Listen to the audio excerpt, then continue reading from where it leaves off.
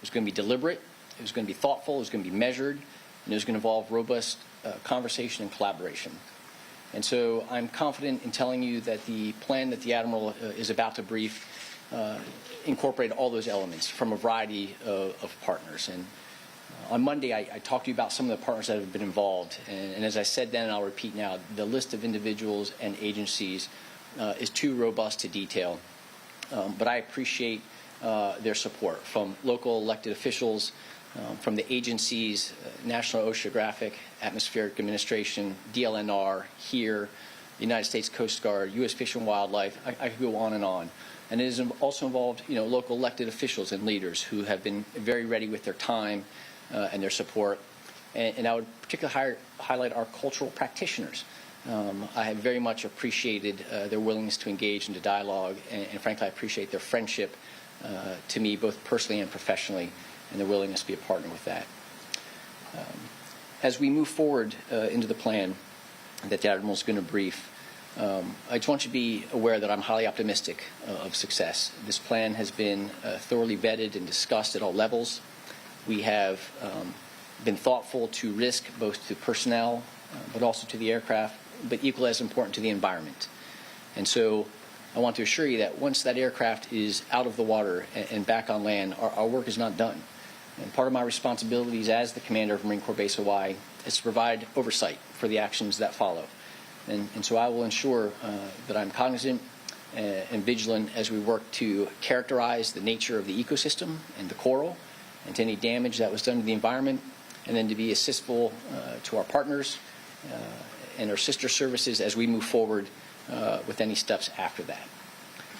I will turn the microphone over to Rear Admiral Lennox, but again, I appreciate your time here today, and then we'll take questions afterwards. Thank you. Thanks. Hey, good afternoon, and thank you for joining me today. I am Rear Admiral Kevin Lennox, and I'm going to provide an update on the status of our efforts to recover P-8 side number 561 from Kaneohe Bay. But before I talk about that, I do want to provide you two updates from last night.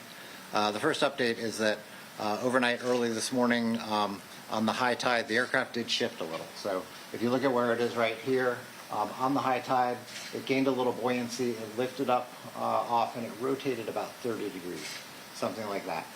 So we've had divers in the water. They went down, took a look at any places where we would have contacted the coral. At least initial assessment is there was no impact to the environment. What we believe happened as it was rotating is it was fully up off the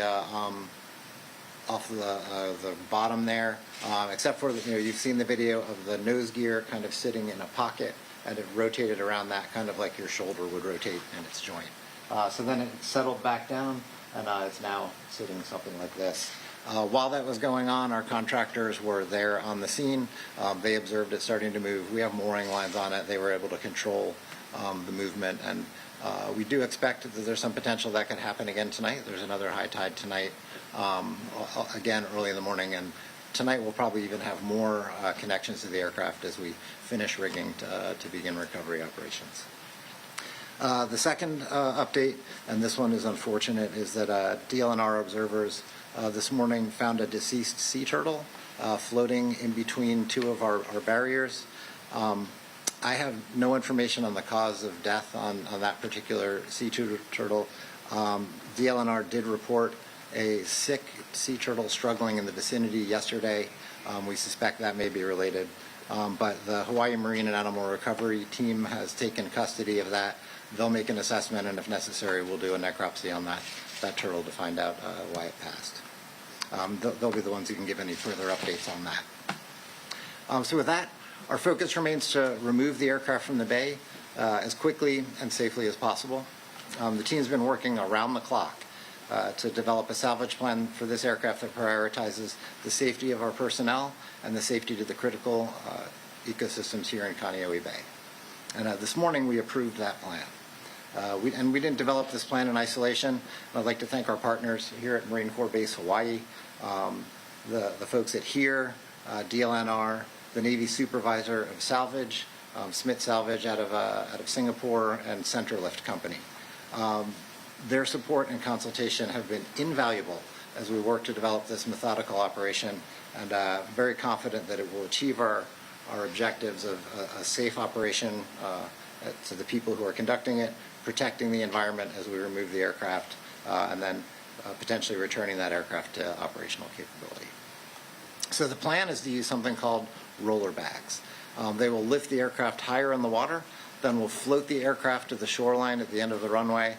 We will roll the aircraft across the sea-land interface onto the runway, and then once the airplane is in place on the runway, we'll settle it down onto its landing gear. So roller bags, they're large inflatable cylinders. The bag part creates buoyancy in the water, so it's inflatable, lifts the aircraft up, and then on land, that's where the roller part comes in. They keep the aircraft separated from the land. The aircraft will move on top of those rollers the whole time without the landing gear or anything touching anything until we set it back down at the place where we want to set it on the piano keys at the end of the runway.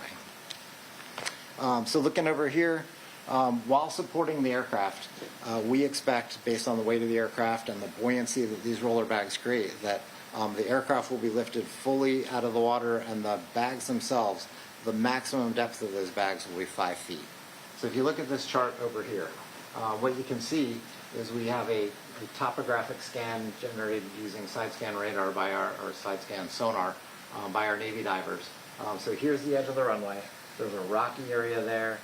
There's a small band of coral. Then there's a sandy channel with a depth of 25, 21 feet through there. Then as we get out to where the coral is, you can see a depth of 20 feet there, 12 feet over by the left wing, 16 feet by the right wing, and know that it is rotated a little at this point, so it's actually more of it is in the deep water. The shallowest water is just where the nose gear is in contact with the bottom, and that's 7 feet deep.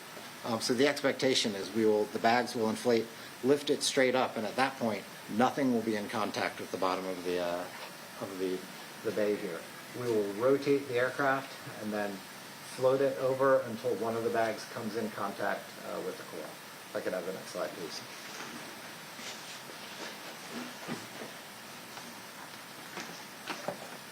So at that point, once we're up here, that's when we start rolling the aircraft up onto land. So when we're doing that, you've got bags up here on the land that are supporting some of the weight.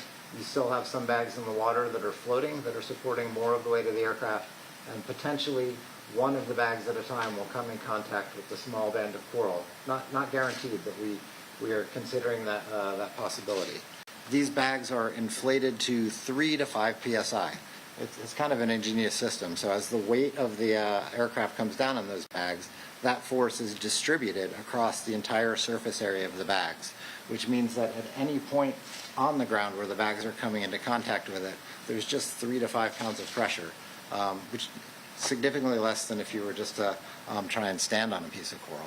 So we have high confidence that we'll be able to execute this whole thing with no further impact to the ecosystem here. Once the aircraft's out of the bay and onto the runway, and that's kind of beyond here, this is the ramp, the overrun area, and then the runway is up here. That's a flat, stable surface. Then we'll deflate the bags and start lowering the aircraft down. As the aircraft comes down, that silver part of the landing gear called the oleo, that's where we're going to have our straps. We'll remove them, and then we'll compress that down a little until we're in a position to put some jacks under the aircraft. We'll settle it down onto the jacks, and that'll give us the opportunity to bring engineers in. Those engineers will take a look at the landing gear and see if it's safe to tow the aircraft. If it is safe to tow the aircraft, then we'll hook up a tow tractor. We'll hook up a second one to serve as a braking tractor, because obviously we won't be able to use the brakes on the aircraft. And then we're going to tow it over to a wash rack. That's an area where we can do a freshwater rinse on the aircraft to get all the salt off of it, because that salt is our biggest concern. That salt has a corrosive impact on metal, all the different aircraft components. So we want to stop those processes so we can begin reclaiming the aircraft. But because it's on a wash rack, we'll be able to capture all that water. It's a segregated drain system. There's a couple wash racks on this aircraft, and that's just a normal thing that they do on this base. Second possibility, though, is that the landing gear is not safe. If that's the case, we'll reinflate the bag, and then we can use those roller bags to translate the aircraft on top of those bags over to its final parking spot And if that's the case, when we set it down, we'll set up containment around it, we'll set up absorbent pads. We'll do that same rinsing system, but none of that water will get back into the bay. So at that point, once it's settled into its final parking spot, the aircraft will turn back over to Maritime Patrol and Reconnaissance Wing, and they will be able to begin the process of doing the assessment and repair on that aircraft, and if feasible, the Navy plans to return that critical asset back to operational status.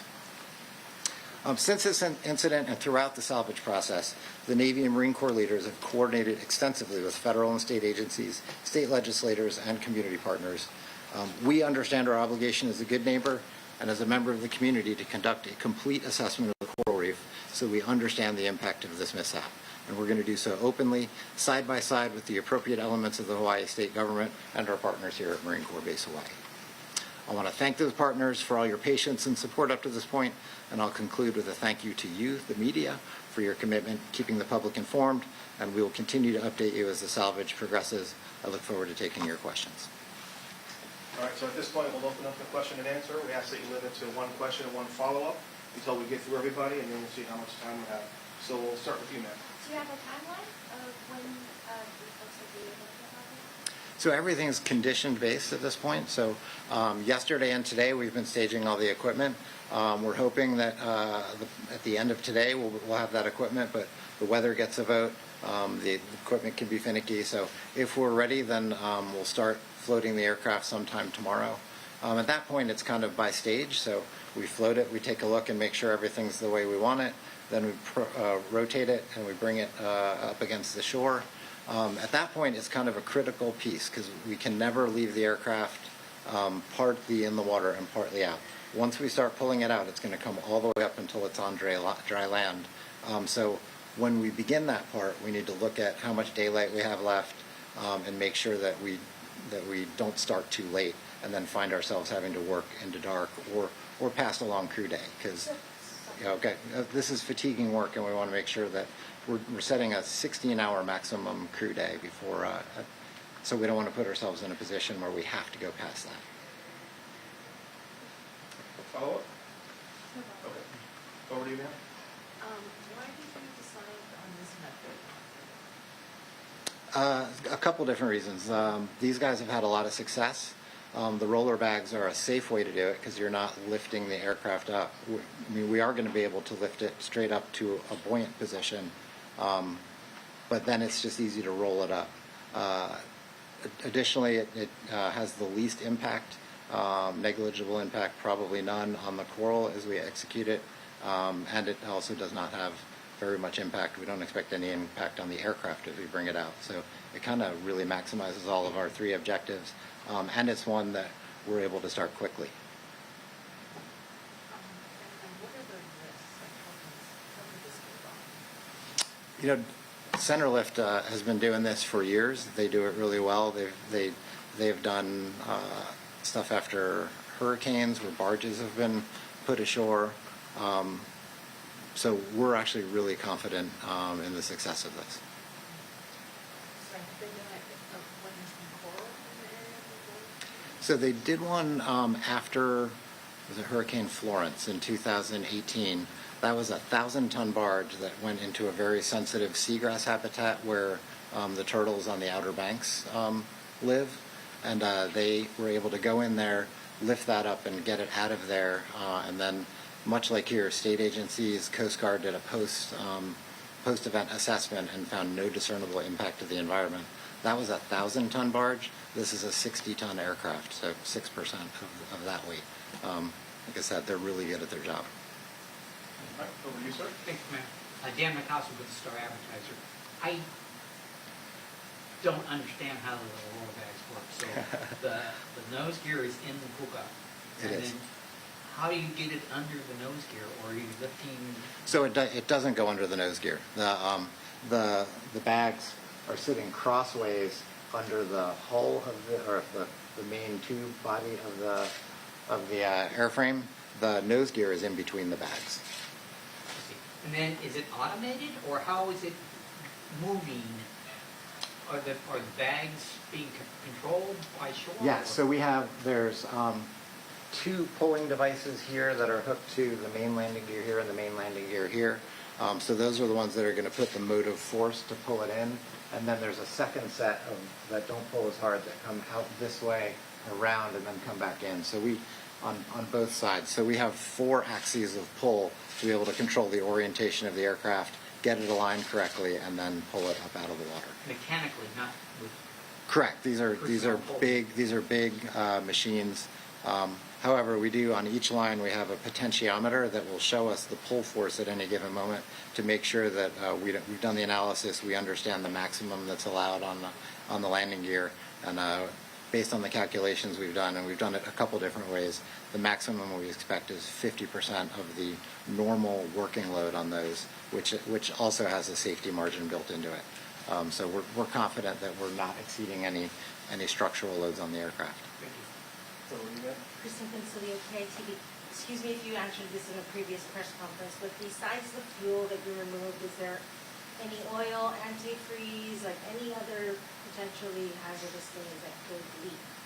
Well, so let me start by saying that we've had eyes on the water around this aircraft since it went in the water, and there's been no detection of anything that has leaked out of the aircraft. The aircraft's in good shape, and all of the systems in the aircraft that would contain fluid maintain their integrity, and all of that fluid has stayed in, except for the fuel that we took out ourselves.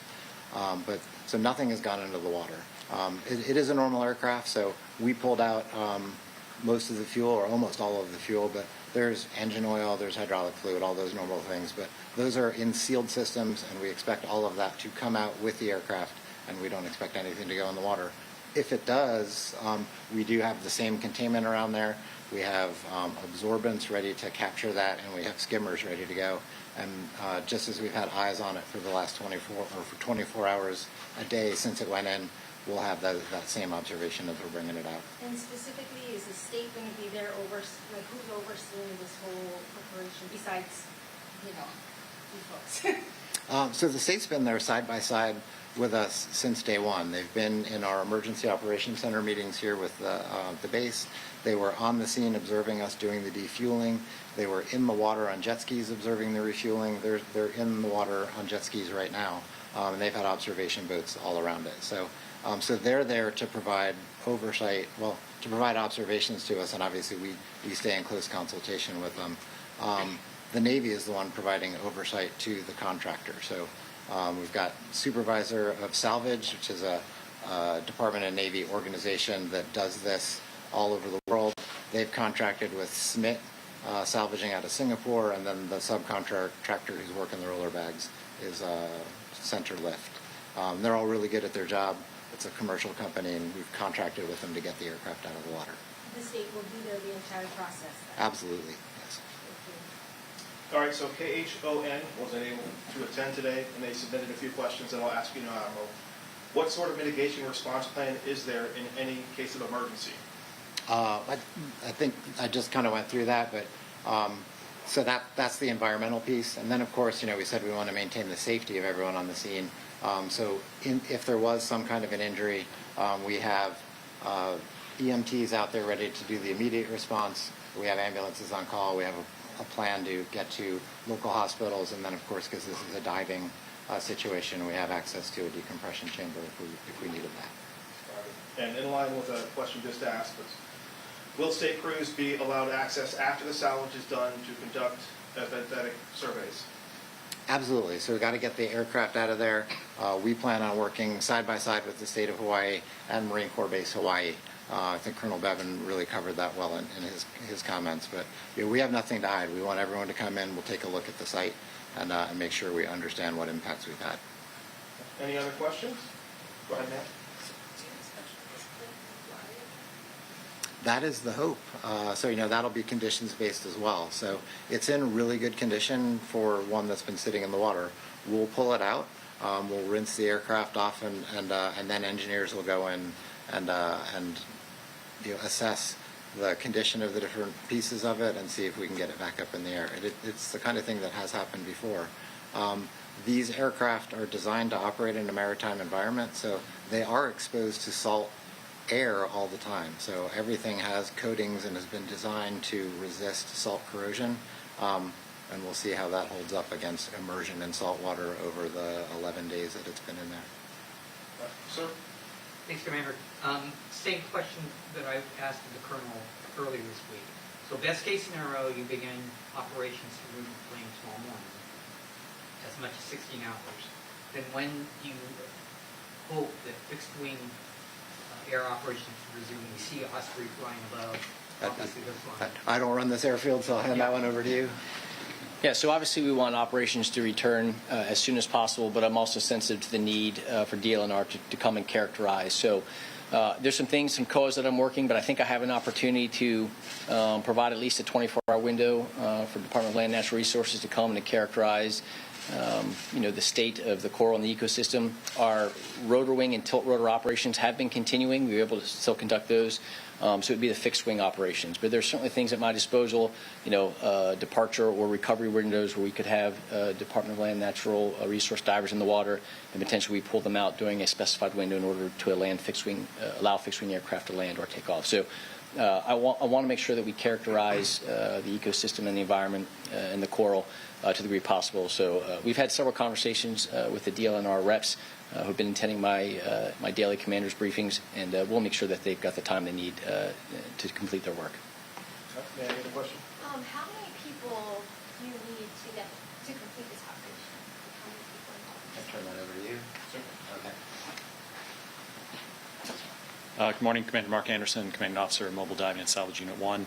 On the scene, we primarily have one mobile dive and salvage company that's been providing the salvage support there. In addition, as we spoke, we have we have supervisor of salvage, a few people from there as they bring in to assist with expertise, as well as contracting out to Smith Salvage, who has their own crew, and then Centerlift, who has people that they've determined their size and scope based on the number. Anywhere, it is an ongoing operation, and throughout different phases, we have different numbers of people on there working, ensuring that we have both enough people to accomplish the task, enough people to do it safely, and enough to give proper rest throughout these long days. So it depends on which phase of the operation we're in and what's going on. And then throughout this, we've had probably upwards 50, 60 people, and then that's including not just those people, but representatives from the state of Hawaii, from Marine Corps Base Hawaii, providing that support as needed. So if weather permits, do we foresee this being removed before the end or the beginning of this? Yeah, I don't want to commit to a specific timeline because weather gets a vote, the equipment gets a vote, and the conditions, things that happen as we're pulling it out, get a vote. So we're optimistic that we'll be able to begin tomorrow, and then we'll see as we move through each phase and when it happens and if we have enough time remaining to continue. So we'll keep you up to date as we go, and obviously most of Hawaii has a front row seat to the operation. And did you have another question? Just one last one. So what is the estimated cost of this entire operation? Is it based on it? So that is subcontracted by the supervisor of salvage organization. I don't have any insight into how much money we've spent on this so far, but I'll take that and we'll see if we can get you an answer on that. Okay. All right, so with that, Admiral, over to you for closing remarks. So we've put a lot of work into this, first coming up with the plans over last weekend to get the defueling done. A lot of work this week moving material here and narrowing down to this plan that we've come up with. Really appreciate the coordination we've had with all the stakeholders, whether it was the folks from the state of Hawaii, whether it was these corporations, the federal government, and the Marine Corps. And we're very optimistic that we'll get a good result on this as we go forward. And thank you all for coming. Thank you. Thanks, everybody. This concludes our press conference.